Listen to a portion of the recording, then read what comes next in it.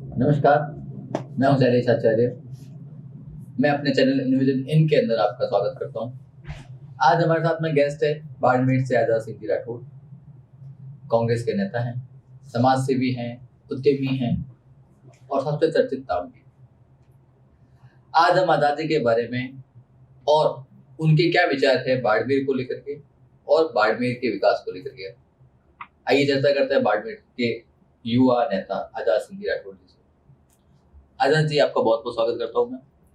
नमस्कार Shailesh ji, welcome to Barmer. Thank you. Barmer में आपका स्वागत है। Thank you. बाड़मेर के अंदर अभी जो ये दहशत का माहौल जिसे को हम थोड़ा कह सकते हैं, जो उसका क्राइम की जो दिक्कत आ रही है, उसके ऊपर आपकी क्या राय है और ये कैसे कम होगी? दहशत का माहौल तो मैं नहीं कहूँगा, पर हाँ ये है कि अभी एक दो घटनाएं इस तरह से हुई है जिससे किसी भी सभ्य समाज में जो है वह बर्दाश्त नहीं किया जा सकता या उसकी कोई जगह नहीं है किसी भी एक सभ्य समाज में। और कहीं ना कहीं अशिक्षा का माहौल जो है वह इसके पीछे बहुत बड़ा, किसी भी क्राइम के पीछे कारण में से एक बड़ा कारण होता है। तो अगर आप बात करेंगे कि जैसे उन सभी मामलों में त्वरित कार्रवाई हुई है और उनके सभी के जांच के आदेश हुए हैं। जिन जो दोषी थे प्रथम दृष्टया जिनको दोषी माना जाए उनकी गिरफ्तारी हुई है। साथ ही साथ जो अधिकारी या कर्मचारी की लापरवाही सामने आई है तो उन्हें भी इसमें निलंबित किया गया है, एपीओ किया गया है। तो मेरा मानना है कि इस तरह की घटनाएं तो हुई हैं और इतने बड़े समाज में जब हम रहते हैं तो मेरा ऐसा मानना है कि क्राइम कैसे कम हो, ये शासन के साथ साथ हम सबकी भी जिम्मेदारी बनती है कि हम लोग शिक्षा को जब तक प्रमोट नहीं करेंगे प्रॉपरली, खासतौर पे आज हमारा युवा वर्ग जो है वो ज़्यादा भ्रमित है, दिशाहीन है, तो उसे जब तक सही तरह से आप गाइड नहीं करेंगे तब तक मैं क्राइम कम करने में बहुत ज़्यादा मुश्किलें आएंगी। और मेरा ऐसा मानना है कि हमें इस पे सतत कार्य करता रहना चाहिए। तो ऐसा क्या आपको क्या लगता है, ऐसे क्या चीजें अपने को समाज के अंदर या बाड़मेर की अंदर ऐसी क्या चीजें लेके आए जिनसे ये क्राइम रेट भी कम हो, और क्राइम रेट कम होने के साथ साथ तो बाड़मेर है वो विकास के वजह पे? देखिए, मेरा पॉलिटिक्स में आने का जो मकसद जो था वो यही था, यही सोच के मैं पॉलिटिक्स में आया था कि मैं अपनी बात युवाओं तक पहुंचाऊं, उनको अपने साथ जोड़ूं और उन्हें सही दिशा बताई जाए। उन्हें किस तरह से आज हमारा बाड़मेर जो है वो राष्ट्रीय और अंतर्राष्ट्रीय पटल पर बहुत तेजी से उभर कर सामने आया है। बहुत सारे यहाँ नेचुरल मिनरल्स रिसोर्सेज जो है यहाँ पर भी मिले हैं जिनका एक्सप्लोरेशन हो रहा है। तो उन सब चीज़ों के साथ साथ में हमारे यहाँ के युवाओं का, हमारे यहाँ के लोगों का एक सस्टेनेबल ग्रोथ, एक इंक्लूसिव ग्रोथ कैसे हो, इंक्लूसिव डेवलपमेंट कैसे हो, इसी प्लान को लेके मैं पॉलिटिक्स में आया। और मेरा ऐसा मानना है कि युवाओं पर, खासतौर पर बाड़मेर के इर्द गिर्द ग्रामीण परिवेश में जो युवा रह रहे हैं उनको इस बाड़मेर की विकास की मैं बिल्कुल भरपूर भागीदारी देते हुए उन्हें आगे ले जाना ही हम सबका कर्तव्य बनता है और मैं इस दिशा में लगातार काम कर रहा हूँ। आप तो इस दिशा में काम कर रहे हो लगातार, और आपके मैंने इन प्रयासों का रिजल्ट भी देखा कई जगहों पे। मैंने आपके पक्ष की पार्टी वाले लोगों को भी आपका समर्थन करते हुए देखा है। जो पार्टी आपकी अगेंस्ट में खड़ी होती है वो भी उस पार्टी के नेता भी आपको कहीं ना कहीं पसंद करते हैं, ये मेरे को आम लोगों से जानने को मिला। सबसे पहले तो मैं ये कहता हूँ कि हमारी विचारधाराएं अलग अलग हैं, हमारे मत भेद हैं, पर मेरा किसी से भी मन भेद नहीं है। मेरी विचारधारा अलग है, किसी की दूसरी विचारधारा हो सकती है, पर इसका मतलब ये नहीं है कि मैं उससे घृणा करूँ। मैं उन सभी से प्रेम करता हूँ जिनकी विचारधारा मुझसे अलग है और मैं धन्यवाद देना चाहूँगा उन सभी लोगों का जो मेरे से विपरीत विचारधारा के हैं, इसके बावजूद अगर वो कार्य की सराहना करते हैं तो मेरे लिए बहुत बड़ा अप्रिसिएशन है। मैं उन्हें आपके मार्फत सभी को धन्यवाद देना चाहूँगा। धन्यवाद आप देना चाहते हैं तो ये धन्यवाद आप सत्ता में आके धन्यवाद ज्ञापित क्यों नहीं करते? मैं जिस पार्टी का कार्य करता हूँ वर्तमान में वो सरकार में है और हम सभी कार्यकर्ता सरकार की सत्ता में बराबर के भागीदार हैं। कांग्रेस पार्टी का शुरुआत से ये विजन रहा है कि हर कार्यकर्ता तक चीज़ों को पहुंचाना, ले जाना, उनकी बात को सुनना, किसी भी पॉलिसी मेकिंग में कार्यकर्ताओं की बात को तवज्जो देना, जो कि अभी आप देख ही रहे हैं कि सरकार में सबसे महत्वपूर्ण कार्य ये हो रहा है कि कार्यकर्ताओं के साथ में लेके कैसे आगे बढ़ना, जिसका उदाहरण आपने इस सरकार में देखा है। चलो आपकी ये भी बात मान लेते हैं। अभी बात ये है कि आपको लोग जैसे देख रहे हैं या जिस चाह से लोग आपको देख रहे हैं, उसमें आप लोगों की उम्मीदें आपसे बढ़ जाती है और आपके ऊपर रिस्पॉन्सिबिलिटी बढ़ जाती है। तो आप अपनी क्या रिस्पॉन्सिबिलिटी समझते हैं बाड़मेर को लेकर के? आपके क्या विचार है बाड़मेर के डेवलपमेंट को लेकर के, और किन किन क्षेत्रों में आपको लगता है कि बाड़मेर अभी भी अन्य जिलों के माफिक पिछड़ा हुआ है? जैसा मैंने आपको बताया कि बाड़मेर अभी नेचुरल रिसोर्सेज में बहुत सारी अभी नई इंडस्ट्रीज आई हैं। हमारे यहाँ रिफाइनरी बन रही है, हमारे यहाँ पर सोलर, विंड और natural gas exploration, crude oil का एक्सप्लोरेशन में काफ़ी तेज़ी से हम लोगों ने विकास किया। तो निश्चित तौर पे मैं ये मानता हूँ कि इन सब चीज़ों का विकास बहुत तेज़ी से हुआ है, जबकि कहीं ना कहीं हमारे इंफ्रास्ट्रक्चर डेवलपमेंट में हमारे लोकल जो लोग हैं उनको उसमें इंडस्ट्रियल ग्रोथ में पार्टिसिपेशन के लिए थोड़ी सी कम अवसर मिले हैं। और मेरा ये मानना है कि सबसे पहला अवसर उन लोगों को मिलना ही चाहिए। इसके लिए क्या प्लान हो सकता है, किस तरह से है, उन्हीं पर ही चर्चा मैं लगातार लोगों से करता रहता हूँ। लोगों से जितने भी सब लोग हैं उनसे बैठ कर लोग यही चर्चा करते रहे, क्योंकि इस इंडस्ट्रियल ग्रोथ में किस तरह से हमारे यहाँ के हर तबके को, हर व्यक्ति को उसमें बराबर का भागीदार बनाया जाए। और मैं जब भी भविष्य में कभी इस तरह की पॉलिसी मेकिंग में आऊँगा तो निश्चित तौर पे मैं एक ऐसी पॉलिसी लेके आऊँगा जिसमें सभी हम यहाँ के लोगों को बराबर की भागीदारी मिले और उनकी प्राथमिकता से उन्हें अवसर मिले यहाँ की इंडस्ट्री ग्रोथ में। आजाद जी, यहाँ पे सबसे बड़ी कमी है अशिक्षा, उसके बाद सबसे बड़ी कमी है महिलाओं या लड़कियों के अंदर जो अशिक्षा का है वो सबसे बड़ी कमी है आपको।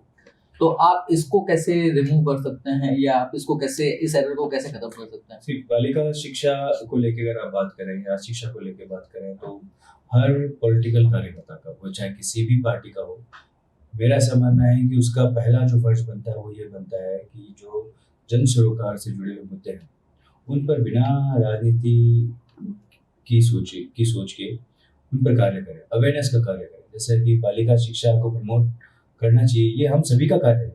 इसके लिए कोई पार्टी विशेष का कार्यकर्ता कर सकता है, दूसरी पार्टी का कार्यकर्ता कर सकता है, ऐसा नहीं है।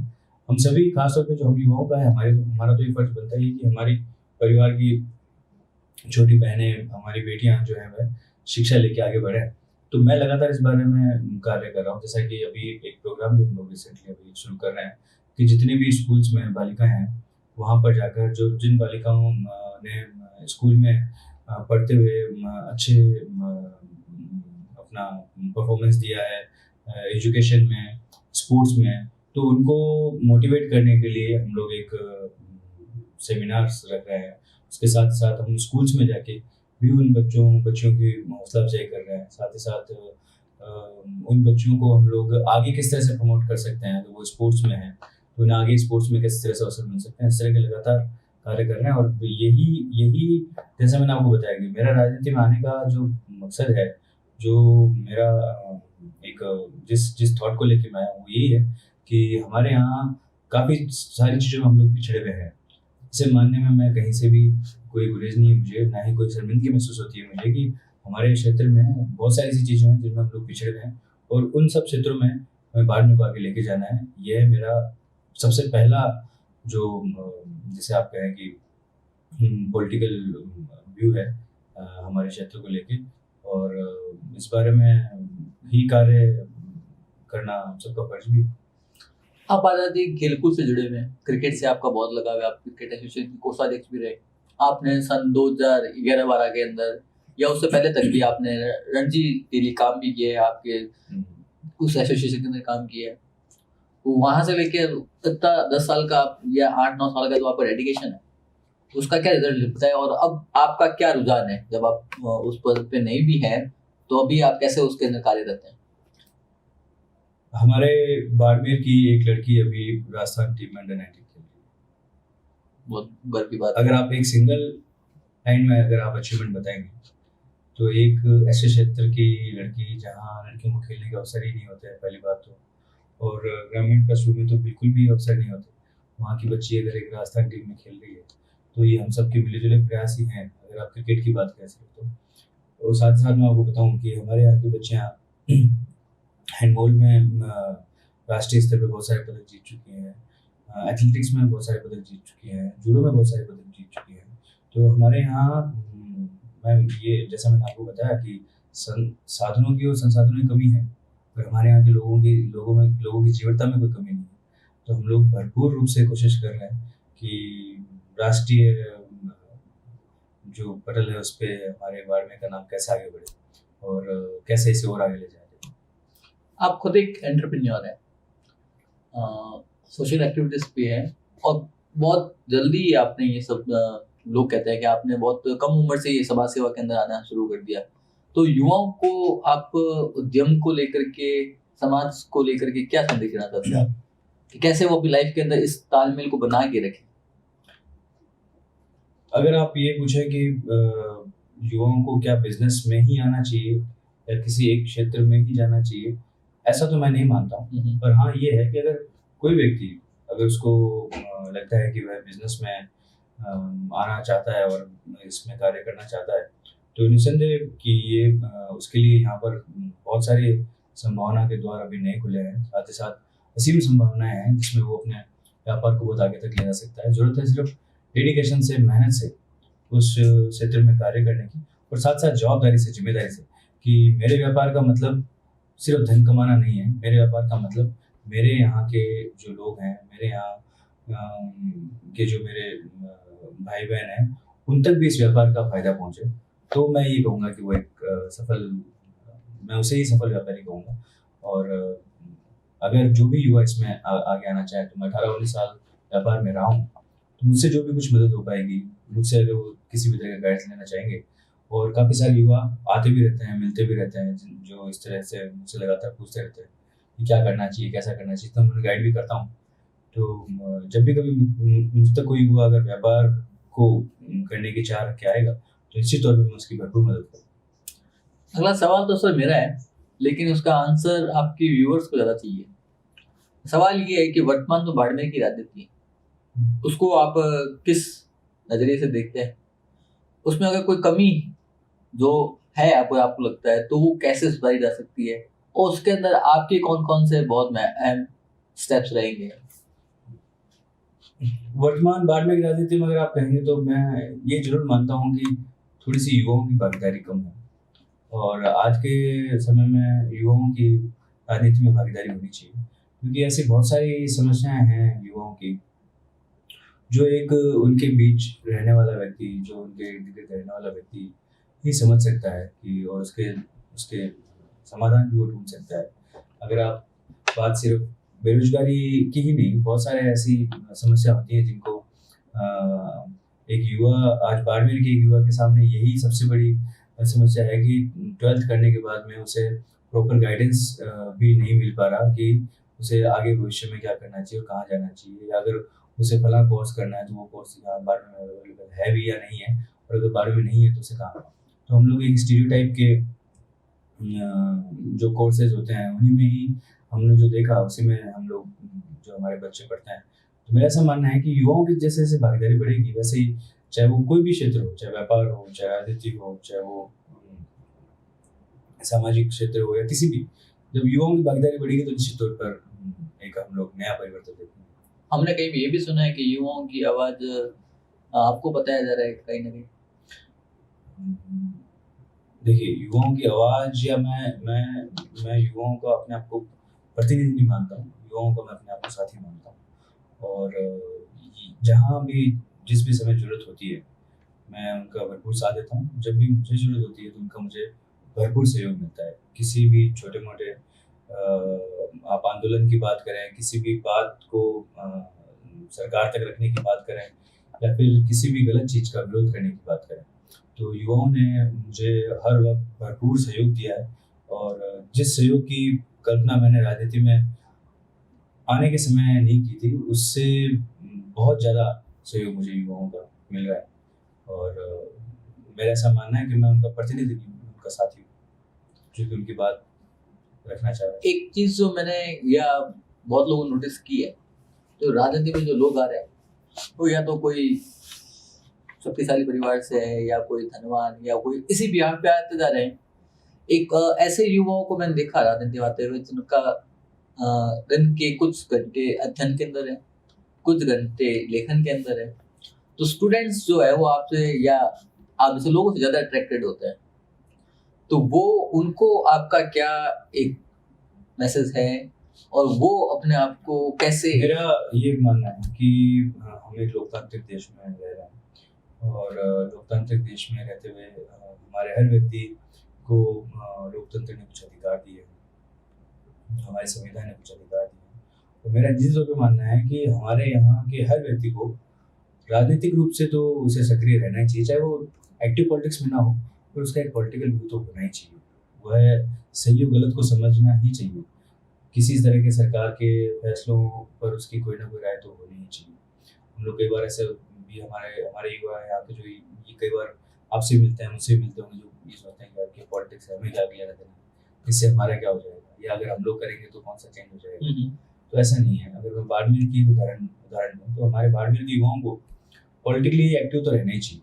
और साथ ही साथ हमारे बाड़मेर के लिए क्या बेहतर है, क्या अच्छा है और बाकी के युवाओं के लिए आप क्या बेहतरी का कार्य कर सकते हैं, इस बारे में सोचना ही चाहिए। मेरा ऐसा मानना है कि जो लेखन में युवा है, जो व्यापार में है, जो अन्य क्षेत्रों में है, उनको भी अपने क्षेत्र के बारे में, अपने परिवार के लोगों के बारे में, समाज के लोगों के बारे में, भाई बहनों के बारे में, अपने युवा साथियों के बारे में सोचना ही चाहिए। एक आखिरी सवाल मैं आपसे पूछना चाहता हूँ, बाड़मेर के अंदर आपको क्या लगता है कि अभी जो आपके प्रयास जो है या आपका जो आप मैनिफेस्टो कह सकते हैं उसको, आगामी 1-2 सालों के लिए जब तक आप राजनीतिक जीवन में हो, तो आगामी 2-4 सालों के लिए आपका क्या मैनिफेस्टो है कि बाड़मेर के अंदर मैं जिस पद पे हूँ, जिस हालात में हूँ, उस हालात में रहते हुए अवेयरनेस जो है वो सबसे बड़ी चीज होती है कि आप अगर किसी चीज के लिए किसी को अवेयर करें और उसके अगर रिजल्ट्स आते हैं तो उससे बेहतर कोई चीज नहीं हो सकती। आप हमारे पास आज स्कूल्स हैं, हमारे यहाँ टीचर्स हैं, और जब तक उसमें बच्चे जाएंगे नहीं, आप उनके पेरेंट्स वगैरह अवेयर नहीं करेंगे कि आपको यहाँ भेजना है, तब तक उन स्कूल्स का और टीचर्स का मतलब नहीं। जब तक आपका युवा यह नहीं मान लेता कि किसी भी तरह की गलत चीज़ों में मुझे शामिल नहीं होना है, ये अवेयरनेस अगर उसको उस तक नहीं आएगी, तब तक हमारे यहाँ बाकी सब हम लोग कितने भी प्रयास कर लें क्राइम को घटाने के, हम लोग नहीं घटा पाएंगे। हम लोग तभी क्राइम को घटा पाएंगे जब हमारा युवा अवेयर होगा कि मैं जो कर रहा हूँ वह गलत है और मैं जो जा रहा हूँ जिस गलत दिशा में जा रहा हूँ और ये सही है और ये गलत है। तो ये जो अवेयरनेस है, ये जब तक आपके हमारे युवा तक नहीं पहुँचेगी, तब तक उसका रिजल्ट नहीं आएगा। एक सर आपकी बुक जो बहुत ज्यादा चर्चित रही राजस्थान के अंदर, कारगिल के ऊपर जो आपने बुक लिखी है। हाँ, कारगिल पे मैंने 2017 में लिखी थी, Kargil the Heights of bravery, और रीडर से उसका अच्छा रिस्पॉन्स रहा थैंकफुली, और काफ़ी लोगों ने उसे सराहा। बेस्ट सेलर बुक भी रही मेरे ख्याल से। बेस्ट सेलर तो नहीं कह सकते, पर हाँ लगभग 2400 उसकी कॉपीज रही हैं, जो टोटल सेल जिसे कहा जाए, सेल आउट जो कॉपीज हैं। तो उस लिहाज से मैं एज ए डेब्यू जो मेरा था वो उसमें राइटिंग आप कह सकते हैं राइटिंग में, तो उस लिहाज से उसने काफ़ी अच्छा परफॉर्म किया, और मैं उम्मीद करता हूँ कि मैं आगे भी अगर कुछ लिखूँगा तो लेखक मुझे पाठक मुझे इसी तरह से ही प्रोत्साहित करेंगे। तो फिर क्या कब आपकी जो रीडर से वेट कर रहे हैं, नेक्स्ट बुक कब लेके आ रहे हो आप? मैं पिछले 3 साल से एक प्रोजेक्ट पे अभी काम कर रहा हूँ, वह बलूचिस्तान पर है, और बलूचिस्तान के लोगों की समस्याएं, उनका ऐतिहासिक जो उनके समझौते रहे ब्रिटिश काल में पाकिस्तान से, और फिर उनका उन समझौतों का टूटना, उसके बाद में उनके उन लोगों को जो है हथियार उठाने पर मजबूर कर देना, उसके बाद में उनके दमन को लेकर पाकिस्तान ने जिस तरह से उनके खिलाफ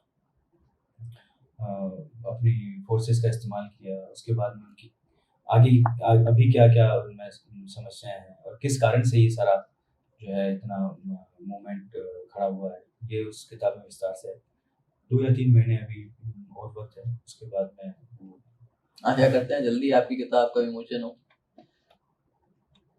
युवाओं की जोश से लबरेज मैंने आज़ादी से कई प्रकार के सवाल पूछे, उन्होंने उनके बहुत सटीक तरीके से जवाब भी दिए।